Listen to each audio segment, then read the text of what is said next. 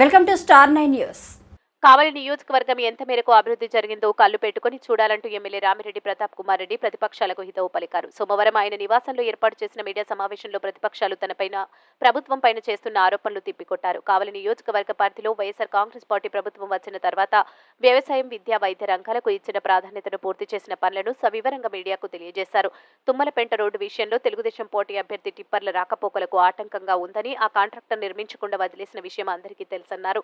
అలాగే కావలి నియోజకవర్గంలో వివిధ అభివృద్ధి పనుల కోసం ప్రతిపాదనలు సిద్ధం చేసి ముఖ్యమంత్రి జగన్మోహన్ రెడ్డి దృష్టికి తీసుకెళ్లి 400 కోట్ల రూపాయల నిధులు మంజూరు చేయడం జరిగిందన్నారు. ప్రతిపక్షాల మాటలు నమ్మి మోసపోవద్దని, మీ అందరినీ చల్లని దీవెనతో మన ప్రభుత్వం రాగానే మరెన్నో అభివృద్ధి పనులు చేసి మీ రుణం తీర్చుకుంటామని, ఎమ్మెల్యేగా నన్ను, ఎంపీగా విజయసాయిరెడ్డిని ఫ్యాన్ గుర్తు మీద ఓటు వేసి గెలిపించాలని కోరారు.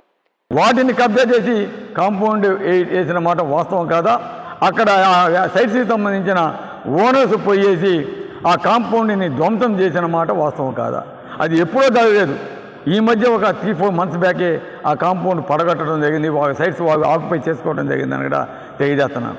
అంతేగా 52 ఎకరాలకి మరీ కాంపౌండ్ వేసినాడు. సెంటర్లో 12 ఎకరాలు ప్రభుత్వ భూమి ఉంది, దానికి ఏ విధంగా కాంపౌండ్ వేస్తాడని కూడా ప్రశ్నిస్తున్నా.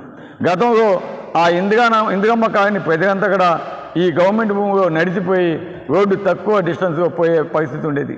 కానీ దాన్ని ఆక్యుపై చేసి కాంపౌండ్ వేయడం వల్ల అక్కడ ప్రజలంతా ఇబ్బంది పడతామంటే మరి ఆ కాంపౌండ్ పగలగొట్టించి వారికి దోవ ఏర్పాటు చేసాం మేము.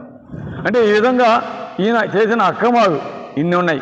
ఇంతేకాదు, ఈరోజు మా పార్టీలోకి ఒక అన్నపూర్ణ సీను అనే వ్యక్తి వచ్చాడు. ఎందుకు వచ్చాడంటే అతను అపరభక్తుడు ఎన్టీఆర్కి. గత 40 సంవత్సరాలు ఎన్టీఆర్ పార్టీ పెట్టినప్పటి నుంచి కూడా నేను ఎంతో ప్రయత్నిస్తున్నా, మంచి స్నేహితుడైనా కూడా నాకు ఎన్టీఆర్ అంటే ప్రేమ, నేను ఆ పార్టీని వదిలి రాను అని చెప్పి ఈరోజు మా పార్టీకి వచ్చాడంటే అతను ఏ విధంగా బాధపడుతున్నాడో. దాదాపు అతనికి, అతని మిత్రబృందానికి 10 కోట్ల రూపాయలు మోసం చేసిన మాట వాస్తవం. కావాలంటే అన్నపూర్ణ సీనుని అడగండి.